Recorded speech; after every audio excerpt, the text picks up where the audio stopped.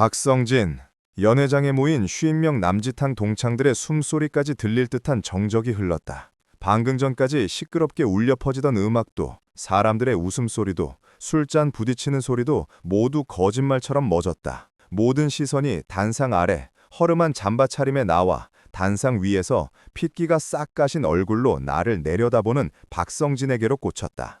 성진이의 손에 들려있던 와인잔이 바닥으로 떨어지며 쨍그랑하는 날카로운 파열음을 냈다. 붉은 와인이 새하얀 대리석 바닥 위로 퍼져나가는 모습이 마치 놈의 심장에서 터져나온 피처럼 보였다. 50년, 정말 긴 세월이었다. 초등학교를 졸업하고 반세기가 흐르는 동안 내 기억 속에서 단 한 번도 잊힌 적 없던 그 이름, 박성진. 나를 지독하게도 괴롭혔던, 내 유년 시절을 악몽으로 만들었던 그 녀석이 지금 내 눈앞에서 무너져 내리고 있었다. 놈의 눈이 파르르 떨렸다. 허세를 부리기 위해 일부러 목에 걸고 있던 번쩍이는 금목걸이가 유난히 처량해 보였다. 뭐라고? 성진이가 애써 태어난 척 목소리를 쥐어쨌지만 그 끝은 양의 울음소리처럼 가늘게 갈라져 나왔다. 나는 그런 놈을 향해 천천히, 아주 천천히 걸어갔다. 한 걸음, 한 걸음 내디딜 때마다 50년 전의 기억들이 파노라마처럼 스쳐 지나갔다. 흙먼지 날리던 운동장 구석에서 나를 발로 차던 성진이의 모습, 내 도시락을 빼앗아 개밥이라며 땅에 던져버리던 그 잔인한 미소, 찢어지게 가난했던 우리 집 사정을 온 동네에 떠벌리며 나를 조롱하던 그 목소리, 그 모든 기억이 분노가 되어 내 심장을 뜨겁게 달구었다. 하지만 내 얼굴은 얼음장처럼 차가웠다. 오늘 이 자리에서 나는 50년 묵은 빚을 아주 정확하게 계산해서 받아낼 생각이었다. 동창회에 오기 전 나는 일부러 몇십 년은 묵은 듯한 낡은 잠바를 꺼내 입고 구멍난 양말을 신고 머리도 일부러 며칠 감지 않은 것처럼 부스스하게 만들었다. 내 진짜 신분을 숨기고 그들이 기억하는 가난하고 멍청했던 왕따 김철수의 모습으로 나타나고 싶었다. 과연 50년이라는 세월이 사랑을 얼마나 바꿔놓았는지 내 눈으로 직접 확인하고 싶었기 때문이다. 그리고 내 예상은 단 하나도 틀리지 않았다. 놈들은 변하지 않았다. 아니, 더 악랄하고 교활해졌을 뿐이었다. 나는 마침내 단상 앞에 멈춰서서 공포에 질린 성진이의 눈을 똑바로 마주 보았다. 그리고 내 주머니에서 낡은 폴더폰 대신 번쩍이는 최신형 스마트폰을 꺼내들었다. 화면을 켜자 대기 화면에 선명하게 떠있는 내 회사 KC홀딩스의 로고가 연회장의 화려한 조명 아래 빛났다. 다시 말해줄까 성진아? 네가 사기치려고 끌어들인 골드스타 건설, 그거 내가 인수한 지 벌써 3개월 됐다고. 내 말이 끝나자마자 연회장 곳곳에서 경악에 찬 탄성이 터져나왔다. 사람들은 믿을 수 없다는 표정으로 나와 성진이를 번갈아 쳐다봤다. 상황 파악이 빠른 몇몇은 이미 성진이에게서 멀찍이 떨어져 수군거리기 시작했다. 오늘 이 동창회는 박성진이라는 사기꾼을 위한 마지막 만찬이자 그의 몰락을 알리는 심판의 장이 될 터였다. 50년 동안 내 안에서 골마 터지기 직전이었던 상처들이 드디어 오늘 아물기 시작했다. 아니, 아물게 만드는 것이 아니라 그 상처를 낸 놈에게 고스란히 되돌려주는 것이다. 아주 비싸고 혹독한 이자를 쳐서. 나는 차갑게 웃으며 다음 말을 이었다. 자, 그럼 어디 한번 시작해볼까? 모든 일의 시작은 한 달 전, 낡은 우편함에 꽂혀있던 촌스러운 디자인의 편지 한 통이었다. 발신인 이름은 박성진. 그 이름을 보는 순간 심장이 쿵 하고 바닥으로 떨어지는 것 같았다. 잊고 살았다고 생각했는데 아니었다. 그 이름 석자는 내 뇌리에 지워지지 않는 낙인처럼 선명하게 새겨져 있었다. 나는 마호가니 책상 위에 편지를 내려놓고 한숨을 깊게 내쉬었다. 창밖으로는 내가 평생을 바쳐 이룩한 도시의 야경이 별처럼 펼쳐져 있었다. 수만 개의 불빛 중 어느 하나도 지금 내 마음을 밝혀주지는 못했다. 박성진. 그 녀석은 우리 동네에서 가장 큰 기와집 아들이었다. 아버지는 방앗간을 했고 덕분에 항상 기름진 음식을 먹어 포동포동하게 살이 올라 있었다. 반면 나는 판자촌 비탈길에 위태롭게 서 있는 금방이라도 쓰러질 듯한 작은 집에서 살았다. 아버지는 일찍 돌아가셨고 어머니는 시장에서 나무를 팔아 겨우 나와 내 동생의 입에 풀칠을 하셨다.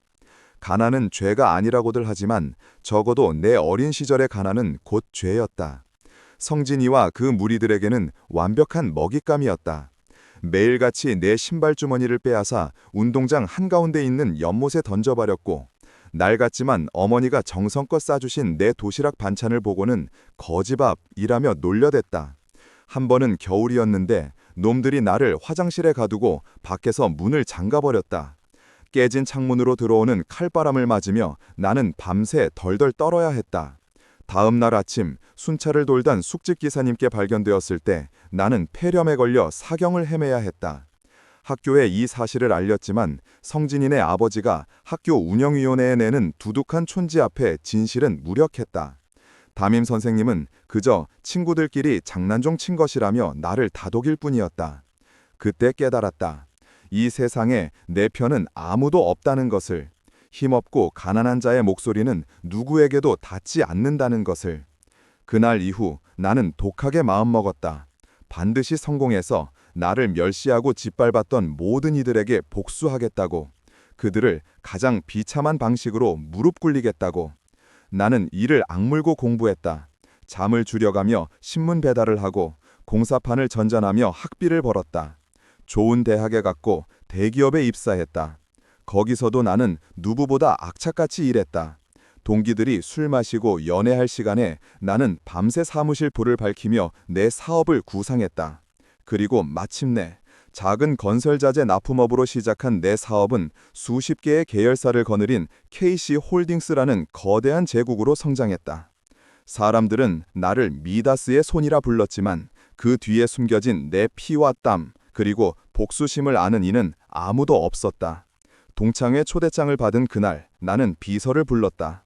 김비서, 5호 초등학교 25회 졸업생 명단 그리고 박성진이라는 사람에 대해 알아봐줘. 며칠 뒤 김비서가 가져온 보고서는 내 예상을 한치도 벗어나지 않았다.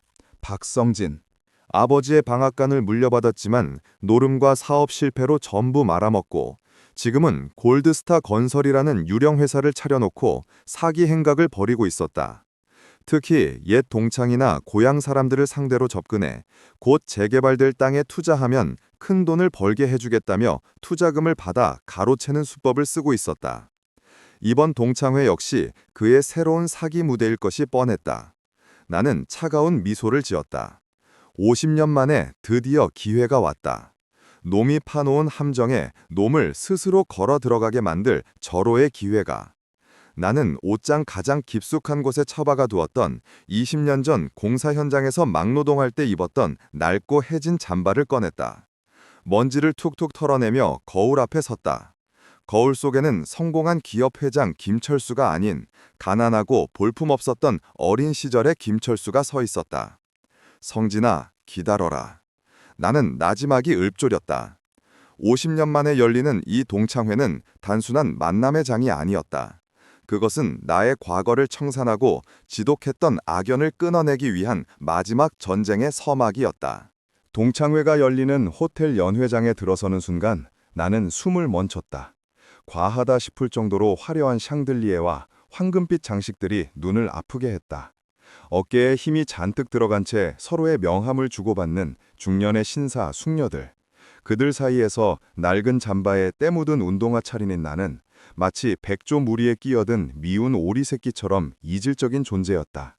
아니나 다를까 입구에서부터 나를 발견한 몇몇 동창들은 노골적으로 눈살을 찌푸리며 수근거리기 시작했다. 어머, 쟤는 누구야? 세상에, 얼굴은 그대로인데 꼴이 왜 저래? 그들의 목소리는 작았지만 내 귀에는 천둥소리처럼 크게 울렸다. 심장이 차갑게 식는 것 같았다. 하지만 나는 애써 표정을 감추고 어색하게 웃으며 안으로 들어섰다. 바로 그때였다. 어이, 김철수! 야, 이게 누구야? 우렁찬 목소리와 함께 인파를 헤치고 한 남자가 다가왔다. 박성진이었다. 50년의 세월은 그의 얼굴에 굵은 주름과 검버섯을 남겼지만 사람을 깔보는 그 오만하고 비열한 눈빛만은 조금도 변하지 않았다. 그는 머리부터 발끝까지 명품으로 치장하고 있었다. 손목에는 집 한 채 값은 좋게 되어 보이는 번쩍이는 금장시계를 차고 있었고 손가락마다 굵은 금반지가 끼워져 있었다. 그는 내 어깨를 퍽 소리가 나게 치며 과장되게 웃었다. 이야, 친구야, 살아 있었구나. 그 웃음소리에 주변의 시선이 더욱 집중되었다. 성진이는 마치 무대 위의 배우처럼 나를 이리저리 훑어보며 혀를 찼다. 근데 꼴이 이게 뭐냐? 동창회 온다고 신경 좀 쓰지 그랬어. 혹시 올 차비도 없었냐?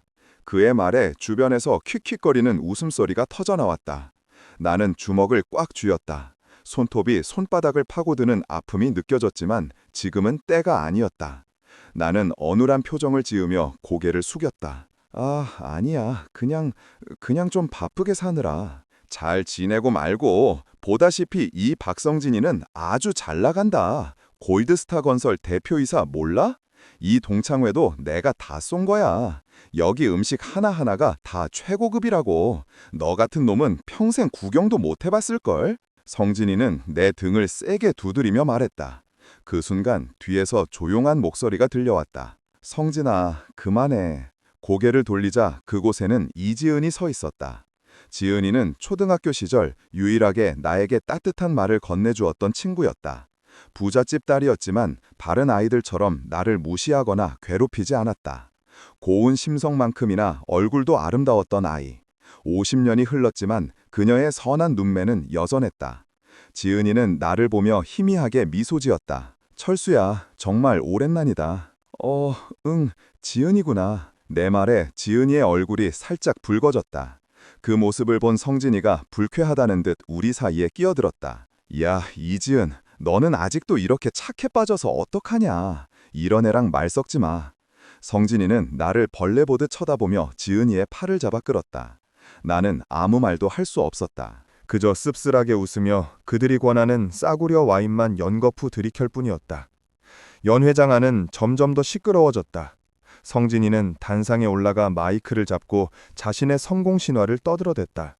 곧 강남에 거대한 주상복합을 지을 것이며 오늘 이 자리에 온 동창들에게는 특별히 투자할 기회를 주겠다는 허풍을 늘어놓았다. 몇몇 동창들은 그의 말에 완전히 현혹된 듯 눈을 반짝이며 박수를 쳤다. 나는 그 광경을 멀리서 지켜보며 내 계획이 차질 없이 진행되고 있음을 확인했다. 놈은 스스로 파멸의 길로 걸어가고 있었다. 그리고 나는 그 길의 끝에서 놈을 기다리고 있을 것이다. 아주 차갑고 잔인한 미소를 지으며. 동창의 분위기가 무르익을수록 박성진의 아나무인격인 행동은 극에 달했다. 그는 테이블을 돌아다니며 동창들의 어깨를 툭툭 치고 자신의 부를 과시하며 은근히 그들을 깎아내렸다. 특히 그의 주된 공격 대상은 나, 김철수였다. 그는 일부러 내 옆자리에 와서 앉더니 자신의 번쩍이는 롤렉스 시계를 내 눈앞에서 흔들어 보였다. 야, 철수야, 이거 봐라. 순금으로 만든 롤렉스다.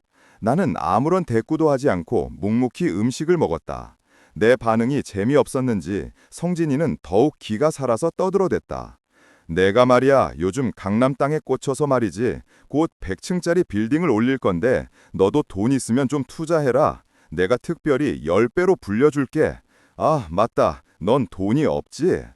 주변에 있던 성진이의 패거리, 특히 초등학교 때부터 그의 옆에 붙어 다니던 최민준이 맞장구를 쳤다. 회장님, 저런 거지한테 신경 쓰지 마십시오. 맞아. 그들의 조롱과 비웃음 속에서 나는 철저히 혼자였다. 마치 50년 전 흙먼지 날리던 교실 구석에 처박혀 있던 그때로 돌아간 기분이었다. 나는 더 이상 그곳에 앉아 있을 수가 없어서 조용히 자리에서 일어나 화장실로 향했다. 차가운 물로 세수를 하며 들끓는 분노를 억지로 식혔다. 거울에 비친 내 모습은 초라하기 짝이 없었다. 하지만 내 눈빛은 그 어느 때보다 차갑고 날카롭게 빛나고 있었다. 조금만 더 참는 거야, 김철수. 스스로를 다독이고 다시 연회장으로 돌아왔을 때 사건이 터졌다. 박성진이 자리에서 벌떡 일어나 고함을 치고 있었다. 내 시계! 연회장은 순식간에 아수라장이 되었다. 사람들은 모두 당황해서 웅성거렸다. 성진이는 마치 미친 사람처럼 테이블을 뒤지고 소파 밑을 살폈다. 그러던 그의 시선이 내게로 와서 꽂혔다. 그의 눈에는 교활한 미소가 번지고 있었다. 모든 것은 그의 계획대로였다. 잠깐, 설마. 성진이는 천천히 내게로 다가왔다. 그의 움직임에 모든 사람들의 시선이 나에게로 향했다. 나는 불길한 예감에 심장이 철렁 내려앉았다. 김철수, 너 아까부터 내 시계만 쳐다보더라. 솔직히 말해. 뭐? 내가 버럭 소리치자 성진이는 오히려 불쌍하다는 듯한 표정을 지었다. 오죽했으면 그랬겠냐. 내가 이해한다, 친구야. 사는 게 힘들어서 순간적으로 욕심이 났겠지. 괜찮아. 지금이라도 돌려주면 용서해 줄게. 그의 말은 너무나도 그럴듯해서 몇몇 동창들은 이미 나를 범인으로 확신하는 눈치였다. 그들의 눈에는 경멸과 의심이 가득했다. 정말 아니야. 내가 결백을 주장했지만 아무도 내 말을 믿어주지 않았다. 그때 최민준이 나서서 성진이의 말을 거들었다. 회장님, 제가 아까 봤습니다. 이 자식이 회장님 시계를 뚫어져라 쳐다보면서 군침을 흘리더라고요. 그리고 화장실 간다고 자리를 비웠다가 돌아온 직후에 시계가 없어졌습니다. 민준이의 말은 결정타였다. 연회장의 분위기는 완전히 나를 도둑으로 몰아가는 쪽으로 기울었다. 성진이는 회심의 미소를 지으며 내게 말했다. 좋아. 그럼 몸수색을 해보면 알겠지. 최민준이 음용한 미소를 지으며 내게 다가왔다. 나는 필사적으로 저항했지만 건장한 민준이의 힘을 당해낼 수는 없었다. 그는 강제로 내 잠바주머니를 뒤지기 시작했다. 수많은 사람들이 지켜보는 앞에서 나는 속수무책으로 모욕을 당하고 있었다. 50년 전과 똑같이. 하지만 나는 알고 있었다. 이것은 시작에 불과하다는 것을. 진짜 파멸의 주인공은 내가 아니라 바로 저들 자신이라는 것을. 최민준의 거친 손길이 내 잠바와 바지 주머니를 사정없이 헤집었다. 주머니 속에서 나온 것은 꼬깃꼬깃한 1,000원짜리 몇 장과 낡은 손수건, 그리고 오래된 폴더폰이 전부였다. 당연히 박성진의 롤렉스 시계는 나올 리가 없었다. 봐! 없잖아! 내가 소리쳤지만 상황은 조금도 나아지지 않았다. 오히려 성진이는 더욱 교활하게 나왔다. 어쭈, 벌써 어디다 숨겼나 본데? 이 자식 아주 도둑질이 몸에 뱄구만. 여러분, 보셨죠? 사는 게 어려우면 사람이 이렇게까지 추해집니다. 성진이는 혀를 차며 고개를 저었다. 그 연기력은 아카데미 나무주연상감이었다. 동창들의 시선은 더욱 차가워졌다. 그들의 눈은 마치 내가 희대의 도둑이라도 되는 것처럼 나를 쏘아보고 있었다. 어떻게 동창회에 와서 저런 짓을 하는 수군거림이 비수처럼 날아와 내 가슴에 박혔다. 나는 사방을 둘러보았다. 이 넓은 연회장에 수십 명의 사람들 중에 내 편은 단 한 명도 없었다. 모두가 나를 의심하고 경멸하고 비난하고 묻혀버렸다. 심지어 나에게 유일하게 따뜻한 말을 건네주었던 이지은조차 어쩔 줄 모르겠다는 표정으로 나를 바라볼 뿐이었다. 그녀의 눈빛에는 실망과 혼란이 뒤섞여 있었다. 그 눈빛을 마주하는 순간 내 안에 마지막으로 남아있던 희망의 불씨마저 꺼져버리는 것 같았다. 온몸에서 힘이 쭉 빠져나갔다.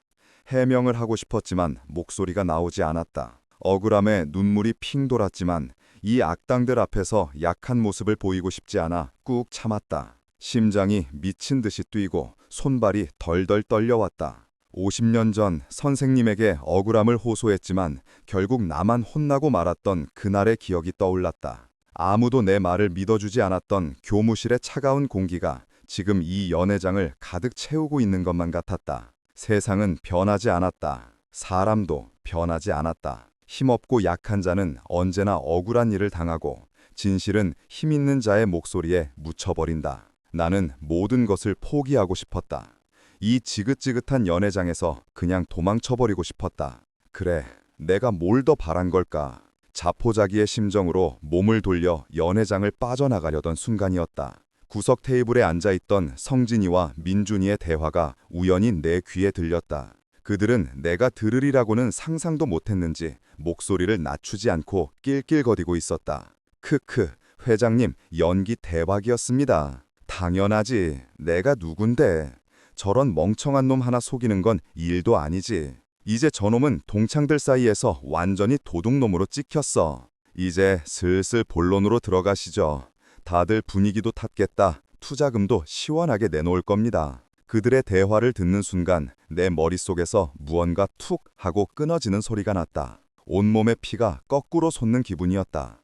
분노가 내 이성을 마비시켰다. 도망치려던 내 발걸음이 그 자리에 우뚝 멈춰섰다. 그래, 도망치지 않겠다. 포기하지 않겠다. 50년 전처럼 당하고만 있지는 않겠다. 나는 천천히, 아주 천천히 고개를 돌려 그들을 바라보았다. 내 눈빛을 본 민준이가 움찔하며 성진이의 옆구리를 찔렀다. 성진이는 그제야 나를 발견하고는 당황한 기색을 보였지만 이내 가시 비웃음을 흘렸다. 왜? 뭐? 나는 대답 대신 품 안에서 낡은 폴더폰을 꺼내들었다. 그리고 아주 익숙한 번호를 눌렀다. 이제 이 지긋지긋한 연극을 끝낼 시간이었다. 박성진의 조롱 섞인 목소리가 연회장에 울려 퍼졌다. 나는 아무 대답도 하지 않았다. 대신 낡은 폴더폰의 통화 버튼을 꾹 눌렀다. 뚜루르.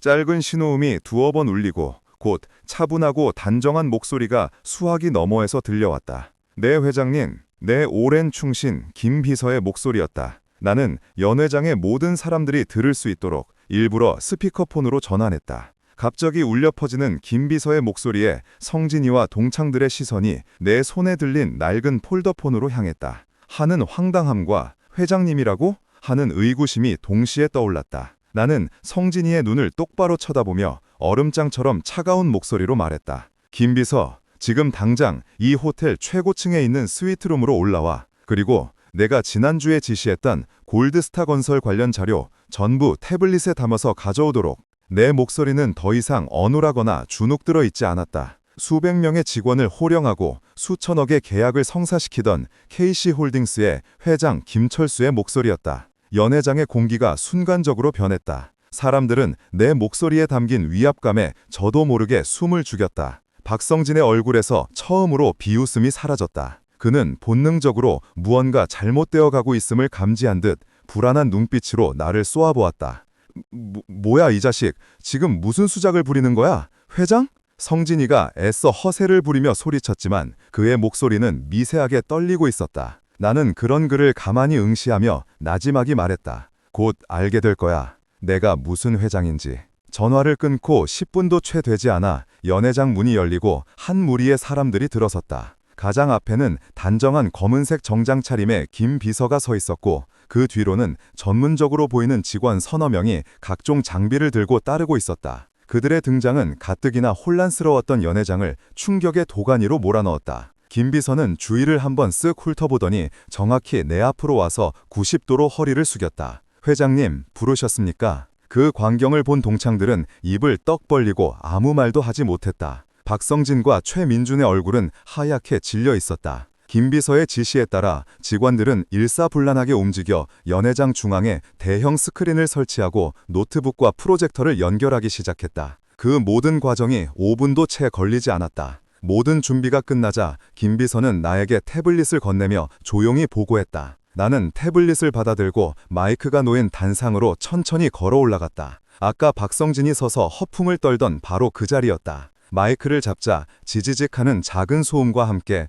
연회장 전체에 묘한 긴장감이 흘렀다. 나는 숨을 깊게 들이마셨다. 그리고 내 인생을 건 마지막 전장의 시작을 알렸다. 자, 여러분, 여기서부터 이야기가 어떻게 뒤집어질지 궁금하시다면 구독과 좋아요 한 번씩만 부탁드립니다. 진짜 사이다는 지금부터 시작됩니다. 후회하지 않으실 겁니다. 내가 마이크를 잡고 연 회장을 둘러보자 모두가 숨을 죽인 채 나를 주목했다. 특히 박성진은 사색이 된 얼굴로 마치 귀신이라도 본 것처럼 나를 쳐다보고 있었다. 나는 그런 그의 시선을 피하지 않고 똑바로 마주하며 차갑게 입을 열었다.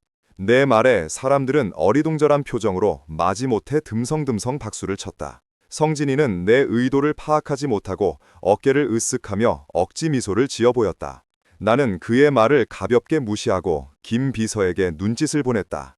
김 비서는 고개를 끄덕이고는 노트북을 조작했다. 곧 내 뒤에 설치된 대형 스크린에 골드스타 건설기업 현황이라는 제목의 프레젠테이션 첫 페이지가 나타났다. 성진이가 스스로를 골드스타 건설의 대표이사라고 소개했죠. 참 대단합니다. 내 질문에 동창들은 서로 눈치만 볼 뿐 아무도 대답하지 못했다. 나는 태블릿을 가볍게 터치했다. 화면이 바뀌며 골드스타 건설 재무상태표라는 제목과 함께 복잡한 숫자와 그래프가 나타났다. 보시는 바와 같이 골드스타 건설은 현재 자본 잠식 상태에 부채 비율은 4000%가 넘습니다. 연회장 곳곳에서 경악의 목소리가 터져나왔다. 박성진은 자리에서 벌쩍 일어나 고함을 질렀다. 거짓말이야. 저건 다 조작된 거라고. 여러분, 저 자식 말 믿지 마세요. 하지만 그의 외침은 공허한 메아리가 될 뿐이었다. 나는 다음 페이지로 화면을 넘겼다. 화면에는 골드스타 건설의 이름으로 발행된 수십억 원대의 약속어음들과 여러 금융기관으로부터 받은 대출 상환 독촉장들이 빽빽하게 나열되어 있었다. 심지어 직원들의 월급도 수개월째 체납된 상태였다. 조작이라고? 좋아. 나는 다시 화면을 바꿨다. 이번에 나타난 것은 사기 혐의 피고소 현황이라는 끔찍한 제목이었다. 화면에는 박성진에게 투자 사기를 당했다며 고소한 사람들의 이름과 피해 금액이 적나라하게 드러나 있었다. 피해자는 한두 명이 아니었다. 그의 고향 친구, 먼 친척, 심지어는 동네 교회 신도들까지. 그의 사기 행각에 걸려든 사람들의 목록은 끝이 보이지 않았다. 피해 금액을 모두 합치니 수십억 원에 달했다. 이래도 조작인가, 박성진? 내 추궁에 성진이는 아무 말도 하지 못하고 입술만 파르르 떨었다. 동창들은 충격과 배신감에 휩싸여 그를 맹렬하게 비난하기 시작했다. 하마터면 나도 당할 뻔했네. 분위기는 완전히 역전되었다. 아까까지만 해도 나를 도둑으로 몰던 그들이 이제는 박성진을 향해 손가락질을 하고 있었다. 나는 그 혼란을 잠재우기 위해 마이크에 대고 크게 외쳤다. 조용! 내 말에 소란이 잦아들었다. 나는 마지막으로 가장 중요한 페이지를 화면에 띄웠다. 화면에는 거대한 기업의 조직도가 나타났다. 그리고 그 조직도의 가장 꼭대기, 회장의 자리에는 내 이름 김철수와 함께 내 얼굴 사진이 선명하게 박혀 있었다. 그 아래로는 수많은 계열사들이 가지처럼 뻗어 있었고 그 가장 마지막, 가장 작은 나뭇가지 끝에 골드스타 건설, 채무 인수 및 관리 대상이라는 글자가 적혀 있었다. 보시는 바와 같이 저는 KC홀딩스의 회장 김철수입니다. 그리고 여러분이 방금 보신 저 부실 덩어리 유령회사 골드스타 건설의 부채를 모두 인수한 채권자이기도 하죠. 연회장에는 그야말로 폭탄이 터진 듯한 침묵이 흘렀다. 사람들은 스크린에 내 사진과 단상 위에 서 있는 허름한 잠바 차림의 나를 번갈아 쳐다보며 경악을 금치 못했다. 그들의 얼굴에는 믿을 수 없다는 표정과 함께 조금 전 나를 무시하고 조롱했던 자신들의 행동에 대한 뒤늦은 후회와 공포가 어렸다. 그리고 박성진. 그는 이미 의자에 주저앉아 넋이 나간 표정으로 스크린만 멍하니 바라보고 있었다. 50년에 걸친 나의 복수극은 이제 막 클라이맥스를 향해 달려가고 있었다. 모든 진실이 밝혀지자 박성진은 완전히 무너져 내렸다.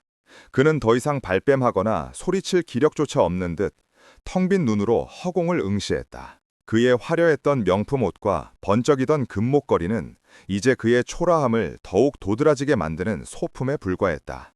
연 회장을 가득 채웠던 동창들의 분노는 순식간에 그에게로 향했다. 특히 성진이의 감언이설에 속아 투자를 약속했던 몇몇은 당장이라도 달려들어 멱살을 잡을 기세였다. 이 사기꾼 자식! 네가 친구냐? 당장 경찰에 신고해! 아비규환이었다. 바로 몇 분 전까지만 해도 성공한 사업가, 자랑스러운 동창으로 떠받들어지던 그는 순식간에 파렴치한 사기꾼으로 전락했다. 그의 옆에서 온갖 아양을 떨던 최민주는 이미 쥐도 새도 모르게 자리를 피하고 없었다. 나는 그 혼란스러운 광경을 단상 위에서 조용히 내려다보았다. 어떤 통쾌함도 기쁨도 느껴지지 않았다. 그저 50년 묵은 체증이 시원하게 내려가는 듯한 텅 빈 해방감만이 느껴질 뿐이었다. 그때 김 비서가 내게 다가와 조용히 속삭였다. 회장님, 경찰에 연락해두었습니다. 곧 도착할 겁니다. 김 비서는 손에 들고 있던 작은 상자를 열어보였다. 그 안에는 성진이가 잃어버렸다고 주장하던 것과 똑같은 디자인의 롤렉스 시계가 들어있었다. 이건 진짜입니다, 회장님. 박성진이 차고 있던 것은 저희가 감정한 결과 중국산 짝퉁으로 판명되었습니다. 나는 헛웃음을 터뜨렸다. 마지막까지 추하고 비열한 놈이었다. 나는 김 비서에게 고개를 끄덕이고 다시 마이크를 잡았다. 여러분, 잠시만 조용히 해주십시오. 내 말에 사람들의 시선이 다시 스크린으로 향했다. 화면에는 연 회장 입구에 설치된 CCTV 영상이 재생되고 있었다. 영상 속에는 박성진이 연 회장에 들어오기 직전 자신의 손목에서 가짜 롤렉스 시계를 풀어 최민준에게 건네는 장면이 고스란히 찍혀 있었다. 그리고 잠시 후 내가 화장실에 가기 위해 자리를 비우자 최민준이 몰래 내 잠바주머니에 그 시계를 넣으려다 실패하고는 그냥 소파 밑에 던져버리는 장면까지 선명하게 담겨 있었다. 모든 것이 계획된 범죄였음이 만천하에 드러나는 순간이었다. 영상을 본 동창들은 할 말을 잃었다. 그들의 얼굴에는 성진이에 대한 분노와 함께